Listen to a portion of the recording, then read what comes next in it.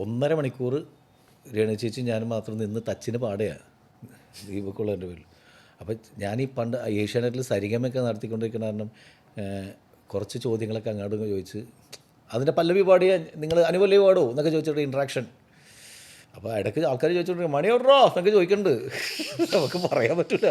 വരും കുറേ കഴിഞ്ഞപ്പോൾ പിന്നെ പാട്ടിൻ്റെ ലിസ്റ്റ് പാടുന്ന സാധനമൊക്കെ അവസാനം ഇനി ദേശീയഗാനം കൂടി പാടും. ഒരു രേ ആ പാട്ട് കഴിഞ്ഞാൽ പിന്നെ അതിൻ്റെ കണക്ട് ചെയ്തിട്ട് ദേശീയഗാനമാണ് ഗ്രൂപ്പ് സോങ്. ആ സ്ഥലത്തേക്ക് എത്തിക്കൊണ്ടിരിക്കുകയാണ് ഞാൻ. ലിസ്റ്റൊക്കെ കയ്യിൽ നിന്ന് പോയിട്ട് പിന്നെ AC ഹാളിൽ നിന്ന് വേർത്ത് സൈഡിലൊക്കെ അതിനിടയിൽ പരിങ്ങി നോക്കുന്നുണ്ട്, മണി വരുന്നുണ്ട്. കുറേ ഇപ്പം മണിയോ എത്തിയെന്ന് പറയും. പിന്നെ മണി സ്റ്റേജിൽ കൈയെടുത്ത് അവൻ നിന്ന് കഴിഞ്ഞിട്ടുണ്ടെങ്കിൽ ബാക്കി കണ്ടിന്യൂ ചെയ്തോളൂല്ലോ. അങ്ങനെ മണി കയറി നാടൻ പാട്ടും കാര്യങ്ങളൊക്കെ കഴിയുമ്പോഴേക്കും അടുത്ത ഇതിൽ വന്നപ്പോൾ സുചിത്രയും മറ്റേ പ്രവീണൊക്കെ ഉണ്ടായിരുന്നു. അവരൊക്കെ അവർ ഡാൻസിന് റെഡി. അങ്ങനെ ആ ഷോ ആരും അറിയാത്ത വിധത്തിൽ സക്സസ് ആയി ഇത് പോയി. പക്ഷേ അത് ഈ പറയുന്ന പോലെ ഒരു പ്ലാനും ഇല്ലാതെ പ്ലാൻ ബി ആണ്. നീ പറഞ്ഞ ഒരു പ്ലാൻ ബി ഇല്ലേ, ആ സമയത്ത് കയറുക എന്ന് പറയുന്നത്. പ്ലാൻ ബി അല്ല അത്, അപ്പം സ്പോണ്ടേനിയസ് ആയിട്ട് തീരുമാനിക്കണതാണ്.